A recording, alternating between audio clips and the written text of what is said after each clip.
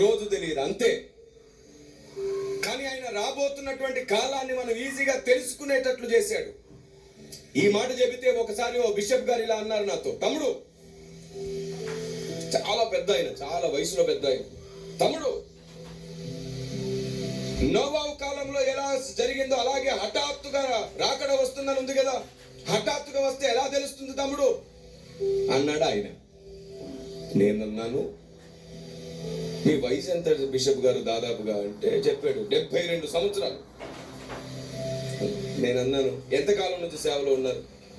ఇప్పటికి 45 సంవత్సరాలు. ఇన్ని సంవత్సరాలు ఎప్పుడు మీకు ఆ వచనం గురించి ఆలోచన పుట్టలేదా అని అడిగాను. ఎందుకు పుట్టలేదు?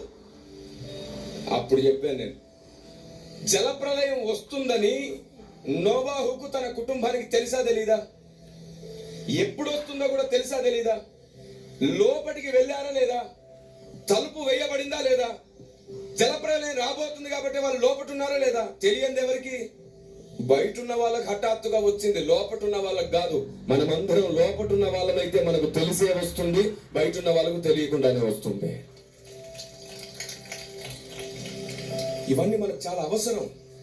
అమాయకంగా బ్రతకడానికి కాదు విశ్వాస జీవితం, జ్ఞానంగా బ్రతకడానికి. రేపు ఉంటాం, మళ్ళీ చెప్తున్నాను, రేపు ఉంటావో లేదో తెలియదు. దయచేసి వాక్యానికి ఎక్కువ విలువ ఇవ్వండి, వాక్యాన్ని ఎక్కువ ప్రేమించండి. లోకమంతా ఏమైనా మాట్లాడుకొని నువ్వు ఆయన చేయి పట్టుకొని ముందుకు వెళ్తూనే ఉండు. ఆయన నిన్ను నిరూపిస్తాడు ఒకరోజు, ఆయనే నిన్ను నిరూపిస్తాడు. నిన్ను నీవు నిరూపించుకోవద్దు, నిన్ను నీ దేవుడే నిరూపించని.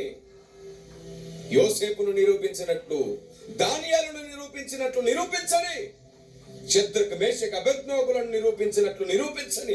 నువ్వు వాక్యాన్ని వెంబడించు, ఆశీర్వాదాలను కాదు. నువ్వు దేవుని చిత్తాన్ని వెంబడించు, నీ కోరికలు మొక్కులను కాదు. అవి నెరవేరినా నెరవేరకపోయినా నీవు మాత్రం ఆయన చేయి పట్టుకొని నడవడం నేర్చుకో. దేవునికి స్తోత్రం కలుగును గాక.